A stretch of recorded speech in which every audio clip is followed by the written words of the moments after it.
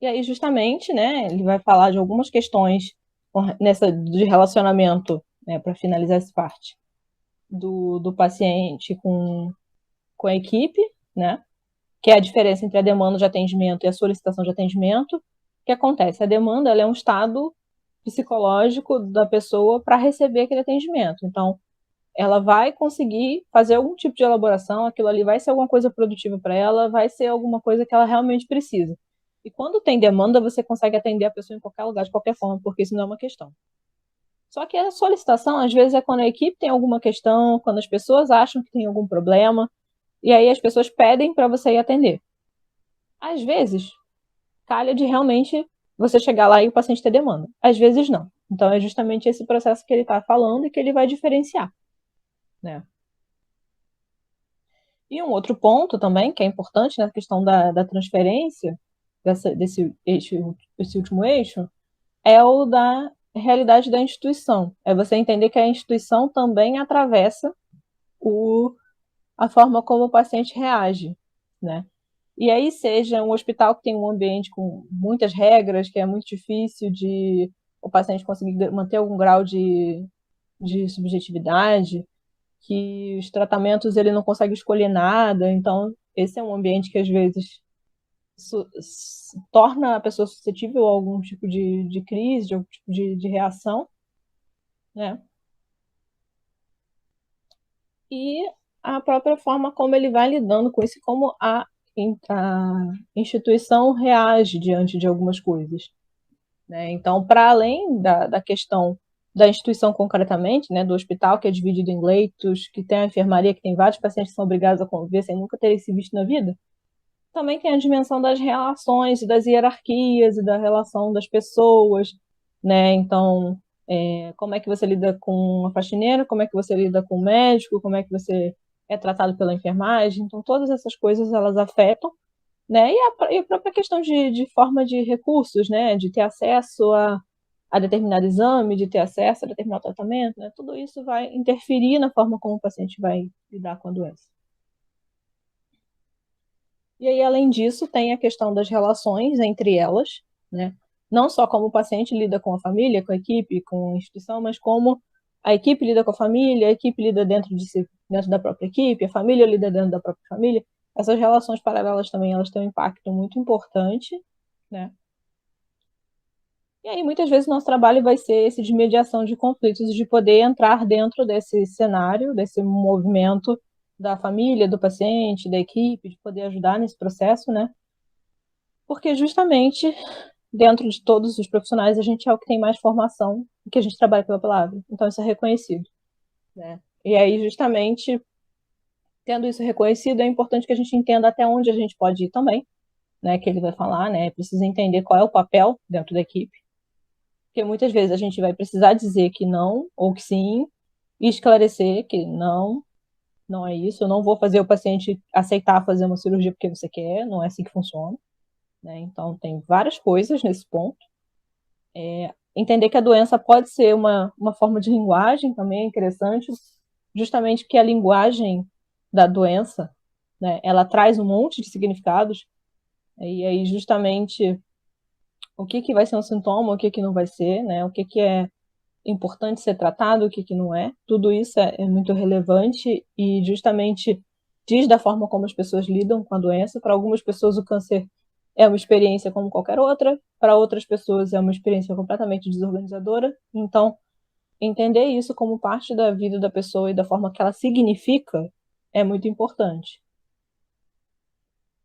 E um outro ponto muito legal nesse finalzinho, né, que é para a gente não esquecer que o psicólogo ele é um profissional recém-incluído nesse cenário, né?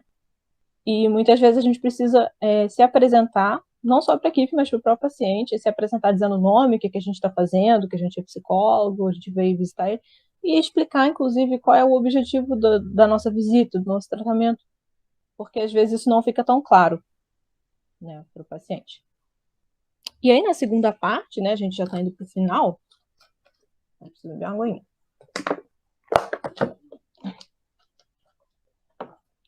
É a ideia da terapia em si, né, a nossa terapêutica, a forma como a gente age.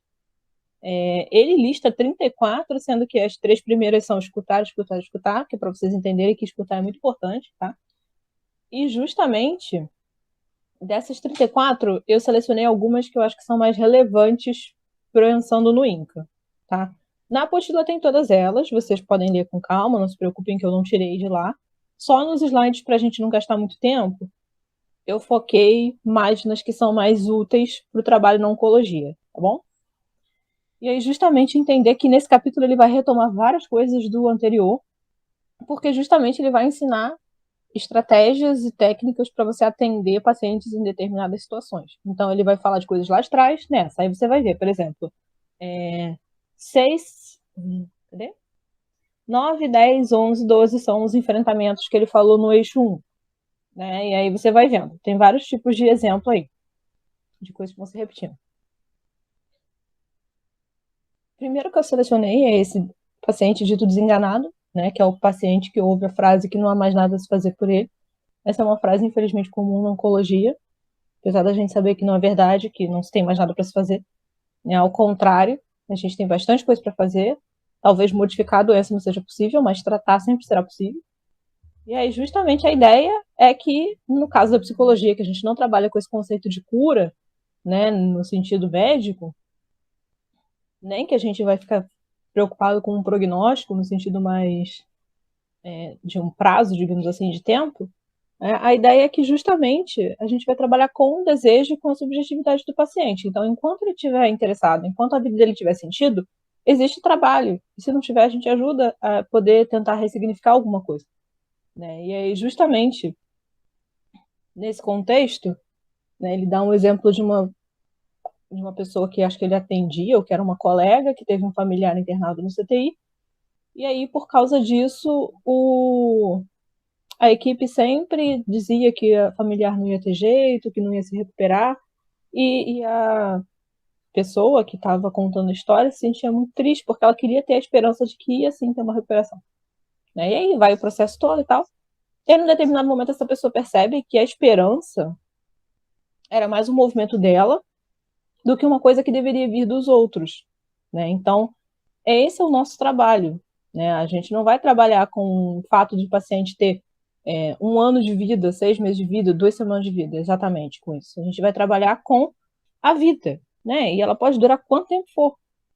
A única coisa que diferencia, no caso do prognóstico, para a gente, é pensar que talvez a gente não tenha tempo para abordar todas as coisas que a gente gostaria. Mas do ponto de vista do atendimento, é a vida, né? A esperança é um desejo, né? E aí justamente as pessoas vão continuar buscando por isso, vão continuar desejando estarem vivas dentro do que elas conseguem, querendo fazer isso, e a gente vai trabalhar muito nisso, né? Nessa vida que existe independente do tempo que se espera que ela viva. Porque justamente o que ele escreve, né, tá nessa caixinha, que o prognóstico é baseado em estatística, não é baseado naquela pessoa, né? Então a gente vai trabalhar aquela pessoa. Outro ponto importante, risco de suicídio. Isso acontece no hospital, tá? E muitas vezes a gente tem que, de alguma forma, intervir. E aí ele dá uma lista de pacientes que possivelmente têm chance de ter um risco aumentado para suicídio. E o paciente oncológico, ele está ali na F, né? Principalmente o que foi descobriu a doença há pouco tempo. Mas se você for parar para olhar com calma, você pode encontrar pessoas com todos esses itens, né? Então, quanto mais itens dessa lista, mais a gente fica atento, porque são situações difíceis de manejar e de elaboração mais complexa, né? E aí ele dá essas 3 perguntas, né, para você entender qual é o risco maior, digamos assim, né? Que é a questão de tem ideação, tem planos, se tem a ideação, e tem meios para realizar esses planos.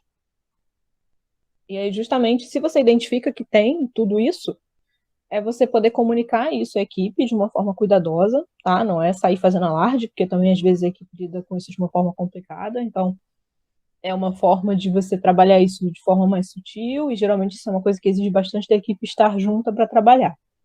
Né? Deixar isso registrado em prontuário, sempre importante também. Deixar escrito que não é para o paciente ficar sozinho, isso é importante. Né? Evitar ao máximo que o paciente fique sozinho numa situação como essa. Retirar todas as coisas que podem ser perigosas. E também ambientalmente, né, fazer alterações, é o caso de bloquear a janela, manter a porta com algum tipo de vigia, enfim, né, esse ponto. Se tiver psiquiatra, é bom pedir uma interconsulta, até para avaliar alguma medicação, alguma coisa assim, entender se isso é uma doença que está em surto, se isso é um outro tipo de situação, o que, que pode ser, né?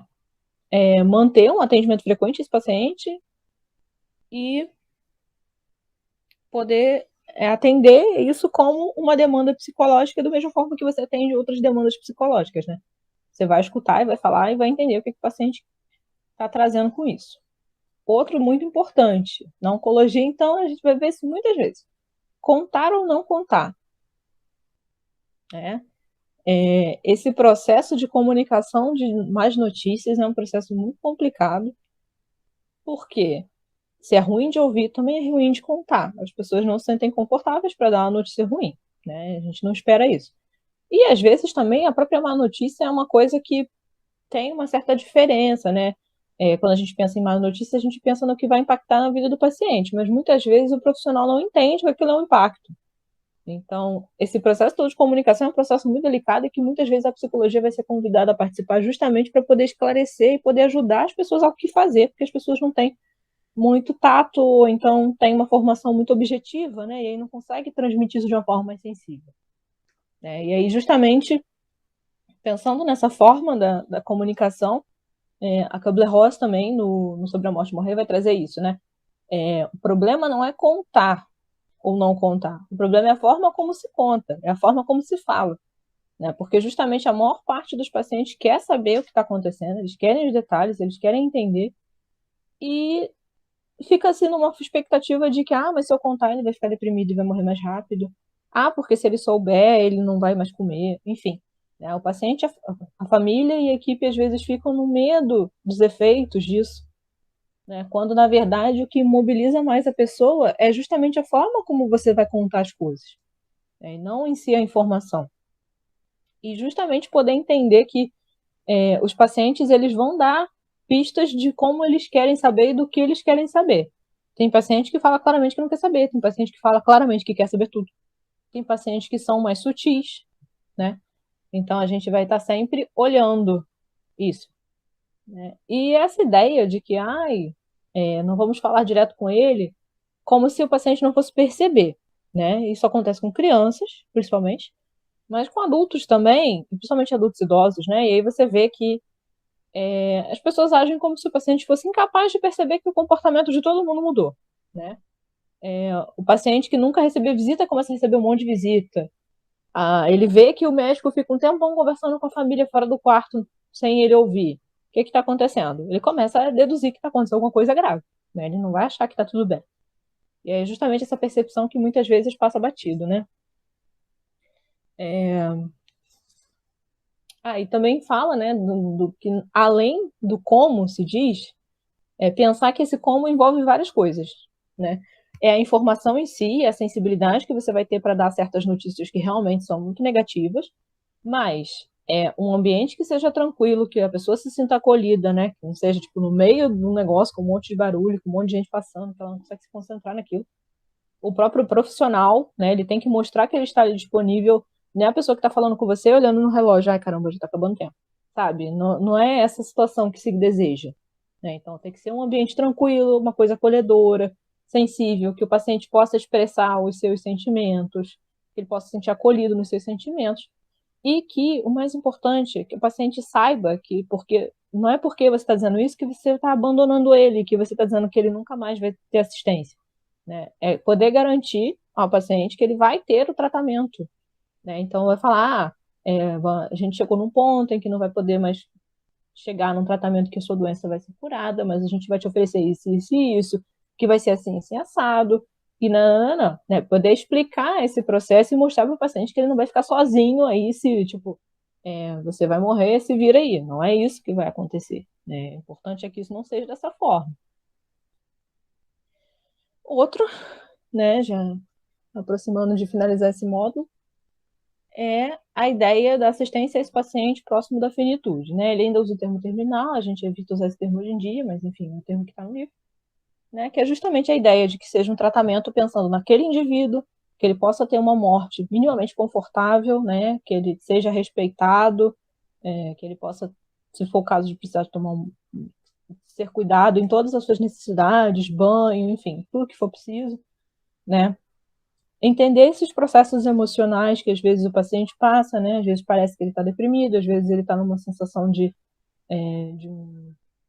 um processo de desligamento, digamos assim, poder diferenciar isso de um quadro de depressão de fato, né?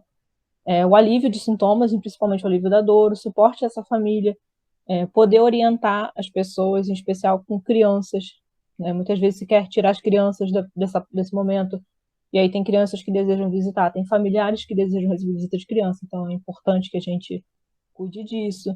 A garantia de um não abandono, né? Isso se dá muito porque muitas vezes o paciente percebe que com que ele vai avançando na doença, as pessoas vão cada vez indo menos vê-lo, né? Então, é justamente que a gente possa não fazer isso, né? De estar presente. O verdadeiro interesse pelo paciente, né? De conseguir se mostrar ali presente, interessado no que ele está falando, poder ajudar ele no que ele precisa, entrar já na comunicação, né? De poder ouvir o que ele tem a dizer, se ele quer falar da morte, que ele fale, se ele não quer falar, tudo bem também, né? Espiritualidade, religiosidade, se ele tiver decisões difíceis, né? Que caiu nesse lugar da eutanásia, muitas vezes porque as pessoas falam como se fosse uma forma de adiantar a morte, digamos assim. Né? O que as decisões difíceis são? Muitas vezes é decidir se vai iniciar um tratamento ou não, vai fazer hemodiálise, vai fazer intubação, né? Então, esses procedimentos, né, digamos assim, às vezes são difíceis de decidir, porque justamente o benefício e o sofrimento para o paciente tem que ser muito bem calculado, né? E às vezes até conflitos que surgem por conta disso, né? E aí ele dá umas orientações de manejo. Né? E o último ponto, né, já indo para o finalzinho mesmo, que é essa questão do setting, talvez seja uma das mais importantes no hospital, porque a gente não pode limitar setting a espaço físico, né? Então, se num consultório a gente tem uma sala reservada com um tempo X, com a luminosidade Y, com a cadeira confortável, com um divã, com o que quer que seja, no hospital você não tem nada disso. No hospital você nem sabe o que você tem. Às vezes você chega num dia tá de um jeito, no outro dia tá de outro, então o local tem ruído, tem gente que interrompe, outros pacientes em volta, enfim. Exige do profissional uma postura que seja flexível e criativa para lidar com tudo isso, né? Isso é uma coisa que ele pontuou. Né? E justamente o atendimento é onde o paciente está. E às vezes o paciente está numa enfermaria com 8 pacientes, e aí você tem que se virar para conseguir garantir o mínimo de trabalho possível ali, né? De sigilo, de respeito à privacidade, enfim. O horário de atendimento também é uma coisa que é muito difícil de você conseguir prever, né? O máximo que você consegue dizer, vou fazer um atendimento de manhã. E aí você tem 1 milhão de coisas nesse horário para você manejar. Então, a gente precisa entender que a gente está dentro de uma rotina de um hospital, então a gente vai ter que se adaptar muitas vezes às coisas dentro do que é possível, né? A frequência e a duração também vão ser irregulares, né? Você não tem uma garantia de que isso vai ser sempre do mesmo jeito, que você vai ter sempre meia hora, que você vai ter sempre 1 hora, que você... Enfim, essas coisas todas mudam. E o que é importante é entender que, por conta disso, os atendimentos precisam ser o mais bem delimitados possíveis, né? Início, meio e fim. É muito difícil você fazer conta que você vai dar sequência nos atendimentos. Algumas situações, ok? Dá. Mas o ideal é que você consiga fazer um processo em que aquilo ali se encerre nele mesmo. Até mesmo para o manejo dos sintomas que estão ali. E aí, justamente, o que ele ressalta é isso, né? Que se você está nesse objetivo, você não vai fazer uma psicoterapia prolongada de consultório, aquela coisa que o paciente volta toda semana e você faz, não. Né, o que você vai fazer é um processo de ajudar o paciente a lidar com a doença, trabalhando com questões emocionais relativas à vida dele, e é isso.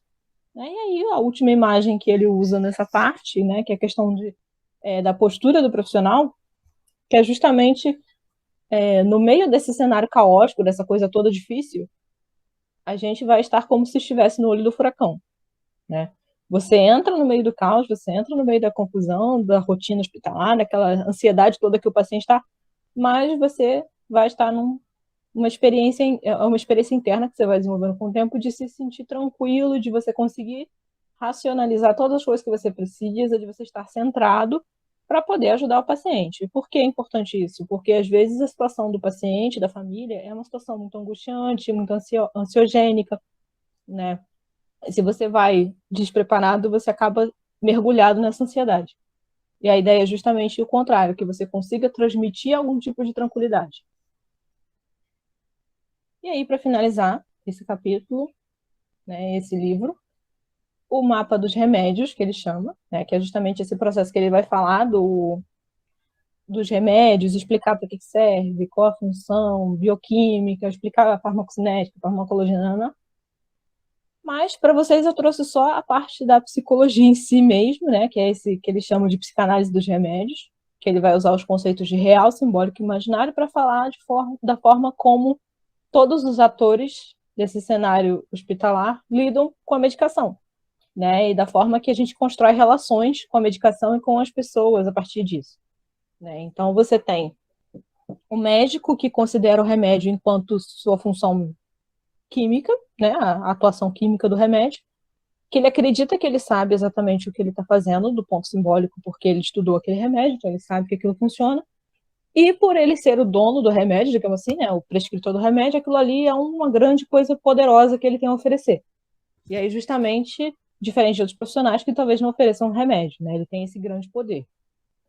Justamente, e o paciente vai mais ou menos nesse mesmo raciocínio, né, ele, no campo do real, é a ação química do remédio no paciente, ele não tem muito controle sobre essa parte, né, como a medicação altera o corpo dele, mas simbolicamente esse remédio pode ser a fala, é a forma como ele fala do remédio, a forma como ele se relaciona com o remédio, e a gente pode ver isso até mesmo na questão do efeito placebo, né, de você ter um significado para o remédio que traz algum tipo de efeito junto, né, para além da interferência química. E do ponto de vista imaginário, é essa coisa de ver o remédio como a solução do problema, como uma coisa mágica, né? Tipo, tomei o remédio, já vou melhorar, já está garantido. Né? E aí, quando ele vai falar do psicólogo, ele menciona a questão de que no campo do real a gente talvez não tenha nada de muito para mostrar, digamos assim, né? Você não vai ver o trabalho acontecendo no sentido de ver o que está acontecendo na hora que ele acontece. Mas, ao mesmo tempo, o trabalho do psicólogo pela fala, ele é muito potente, que a palavra se torna um remédio. Não é um remédio, um comprimido, é a fala enquanto uma coisa que tem um poder de tratamento. E aí, justamente por não estar nessa coisa que é tão visível assim, ele traz uma certa sensação de impotência que alguns profissionais vão apresentar, que a gente vai apresentar, porque justamente a gente não tem um remédio para curar os problemas, a gente não tem uma solução, a gente não tem um comprimido que deixa as pessoas de uma forma diferente, né? Então, às vezes no imaginário rola também essa sensação de uma certa, tô de fora desse campo, né? O médico tem o remédio e eu tenho a palavra, e às vezes a palavra parece que não é muita coisa, né? Quando na verdade é. Mas enfim, isso pode acontecer. E do ponto de vista da cultura, o remédio ele é uma coisa, um produto da sociedade a ser comercializado, né? E é tratado como uma coisa que deve ser vendida até, né? No sentido de estimulado a ser vendido. E você tem no simbólico esse campo de informação, né? Cada vez mais se produz informações, informações, informações sobre o remédio. E ao mesmo tempo você cria uma medicalização da sociedade, né, que é essa fantasia de que todas as situações têm um remédio específico. Então, se você está triste, você toma isso, se você está alegre demais, você toma isso, se você está agitado, você faz isso. Então, é sempre como se tudo tivesse uma solução por remédio, né, esse mito de que você vai resolver todos os problemas.